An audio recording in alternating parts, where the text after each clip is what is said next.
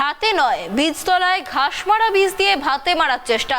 1.5 quintal ধানের বীজতলায় ঘাস মারার ওষুধ, কান্নায় ভেঙে পড়ল পরিবার। এক পরিবারকে দুষ্কৃতীরা ভাতে মারার কৌশল নিয়েছে বলে অভিযোগ। ঘটনাটি দক্ষিণ 24 পরগনার জেলার রামগোপালপুর অঞ্চলের হরেন্দ্রনগর ঠাকুরচক গ্রামের।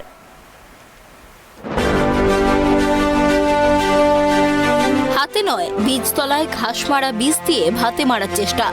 1.5 কুইন্টাল ধানের বীজতলায় ঘাস মারা ওষুধ, কান্নায় ভেঙে পড়ল পরিবার। এক পরিবারকে দুষ্কৃতীরা ভাতে মারার কৌশল নিয়েছে বলে অভিযোগ। ঘটনাটি দক্ষিণ 24 পরগনা জেলার রামগোপালপুর অঞ্চলের হরেন্দ্রনগর ঠাকুরচক গ্রামের। হরেন্দ্রনাথ কামিলার গোটা পরিবারকে সারা বছর না খাইয়ে রাখার পরিকল্পনা নিয়েছে দুষ্কৃতীরা, এমনই অভিযোগ পরিবারের।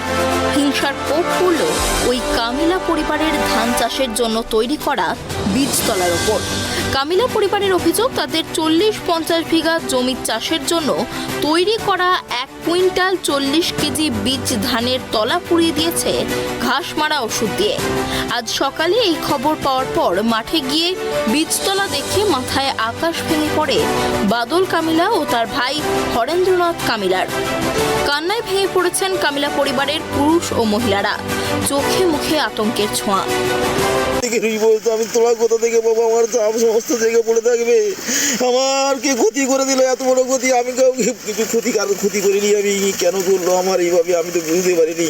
কে করেছে ক্ষতি, কে করেছে আমি জানি না, কে করেছে গাছ মারা শুধু পেটে দিয়েছে মনে হচ্ছে। আমার ধারণা কে যে করেছে কি করেছে আমি তাও বলতে পারবো না।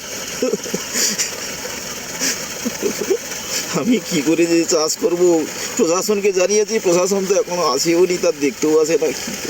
যা আমাকে আর কি করবো বলেছি, যদি কিছু আসবে না আসে না। কত বিঘে জায়গা ধান? 1 কুইন্টাল 40 কিলো তোলা ফেলা হয়েছে আমাদের এই তোলাটা। 1 কুইন্টাল 40 কিলো ধানের তোলা ফেলা হয়েছে। মোট কত বিঘে জায়গা চাষ করবেন? চাষ করবে 40-42 মতো জায়গা টোটাল হবে, 40 বিঘা জায়গার মতো টোটাল। কারা দিয়েছে কোনো জানা যাচ্ছে? না, জানতে পারি না, কিছু কাউকে জানতে পারি না, কে করেছে আমি জানতে পারি না। কেন দিয়েছে বলে মনে হচ্ছে? কিছু বলতে পারো না। এর আগে একটা আমার পার কাটাকে কেন্দ্র করে আমি একটু জিডি করেছিলাম কয়েকজনের বিরুদ্ধে। তারপরে এই ভোট গেল, ভোটের পরে কি হলো না হলো আর তারপরে বলতে পারবো না কী হয়েছে আমি জানি না। এটা কোনো রাজনীতি আছে মনে হচ্ছে? তাও বুঝেও পারছি না, তো আমি কিছু বুঝেও পারছি না যে রাজনীতি আছে কিনা। থাকলেও থাকতে পারে, তা বলবো কি। আপনি কোন দল করেন? আমি তো এমআর ডিলার, আমি তো দল বেশি কিছু করি না, মোটামুটি এমনি থাকি। তো আমারও ভাই বিজেপিতে নেতা, ওই ভাই থাকে আমার সঙ্গে, যার ফলে এটা ঘটনা ঘটলেও ঘটতে পারে এরকম আশা করা যায়। আমি বলতেও পারবো না সেটা কীভাবে হচ্ছে জানি না বর্তমানে। কামিলা পরিবার জানিয়েছেন দুষ্কৃতীরা তাদের এই ক্ষতি করেছে। এবছর চাষ করতে আর পারবেন না তারা বীজতলার অভাবে। এই বিষয়ে স্থানীয় নেতৃত্বরা জানিয়েছেন, ঘটনাটা কি বলতে আমি খোঁজ খবর নিয়ে জানলাম যে ওখানে রামগোপালপুর অঞ্চলে জনৈক একজন ব্যক্তি, তার নাকি বেশ কিছু তোলা ধানের তোলাতে নাকি ঘাস মারা ওষুধ মারা হয়েছে, এইটা নাকি অভিযোগ। তা আমি ওখানে আমি এখন কাকদ্বীপে আছি, তা এখনো ফোন করে ওখানে জানলাম যে বেশ কয়েকদিন আগে নাকি এরকম একটা ঘটনা সকালে ওরা গ্রামবাসীদের দেখায়। তা গায়ে তোলাগুলো একটু ঝিমানো ভাব ছিল। তা এখন বর্তমানে আজকেরই ফোন করলাম আবার যে ওখানে কী অবস্থা, কেননা চারদিকে একটু হইচই হচ্ছে এই সমস্ত জিনিস নিয়ে। বলছে না, ওখানে মোটামুটি একটা সবুজ তোলাটা আগের থেকে সুন্দর হয়ে গেছে। কে বা কারা করেছে আজ পর্যন্ত এখানে কোনোরূপভাবে জানা যায়নি।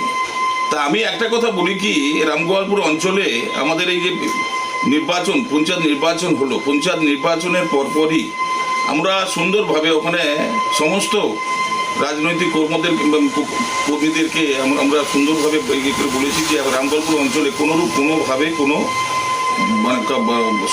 সন্ত্রাসমূলক কোনো কাজকর্ম আমরা করতে দেবো না। সুন্দরভাবে আমরা যেমন সুন্দর নির্বাচনটা করেছি, নির্বাচনের আগে মনোনয়ন পর্ব থেকে শুরু করে নির্বাচন পরবর্তী এই যে চারদিকে যে এত কথাবার্তা হচ্ছে, হিংসা হেনতন বিভিন্ন রকম, এই সমস্ত আমাদের রামগোপালপুর অঞ্চলে কোনো এর ছায়া আমাদের পড়ে না।